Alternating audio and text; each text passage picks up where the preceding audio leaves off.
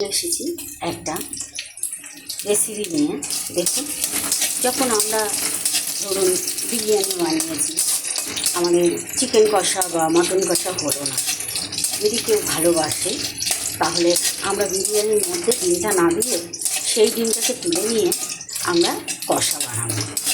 তাহলে সেই কষাটা বানাতে গেলে কীভাবে বানাবো একটু দেখুন। আমি বানাচ্ছি আমার মতো করে, সেটা আমি আপনাদের কাছে শেয়ার করছি। আপনারা একটু দেখবেন আর এইভাবে বানাবেন, দেখবেন সুন্দর হবে।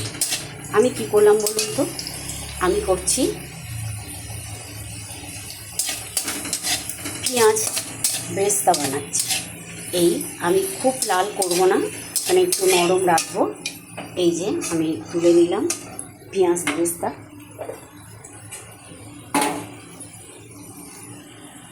আমি কড়াইতে দিয়ে দিলাম চারটে, যার যে কটা লাগবে সে কটাই দেবে।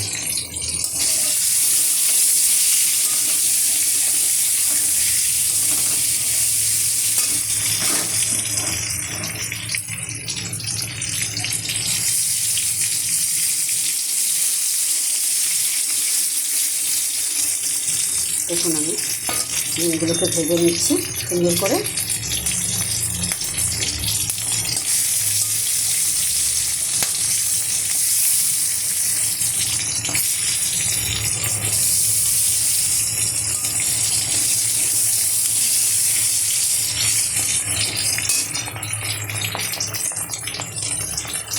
আমি মশলাটা করছি।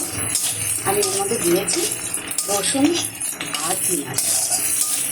কিছুটা পেঁয়াজ আমি কুচিয়ে নিয়েছি, কিছুটা রসুন থেতো করে দিয়েছি।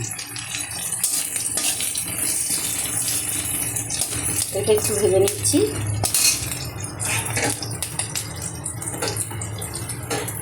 এবারের সাথে আমি দিয়ে দিচ্ছি বাটা পেঁয়াজ, আধ বাটা করা, একদম শিলে ঘষে নেয়, বেশি বাটি নেই।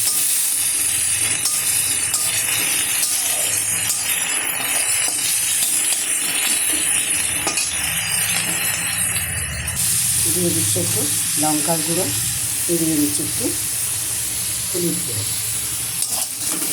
আমি গ্যাসটাকে একটু কমিয়ে দিয়েছি, দিয়ে এটাকে কষে নিচ্ছি। পেঁয়াজটা বেশ একটু আধ বাটা করে কিছুটা দিলে, বেশি অর্ধেকটা আমি কিন্তু আধ বাটা করে দিয়েছি, আর অর্ধেকটা কোচানো দিয়েছি। রসুন 4 থেকে 5টা কোয়া আমি পেঁয়াজের সাথে বেটে নিয়েছি, আর 2-3টে রসুনের কোয়া আমি থেতো করে দিয়েছি, যেন একটু দেখা যায়, বেশ ভালো লাগবে। তাহলে দিয়ে দিলাম আমি একটা টমেটো সিদ্ধ করে তার ছালটাকে ছাড়িয়ে দিয়ে দিলাম।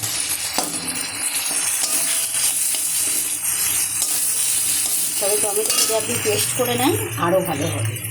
দেখুন, আমার বিরিয়ানির সাথে ডিম কষা রেডি, আমি নামিয়ে দিয়েছি।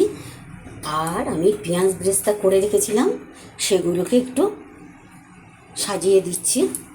এই যে আমি বেশি করে করিনি, ঝুড়ো ঝুড়ো করে একটু নরম রেখেছি।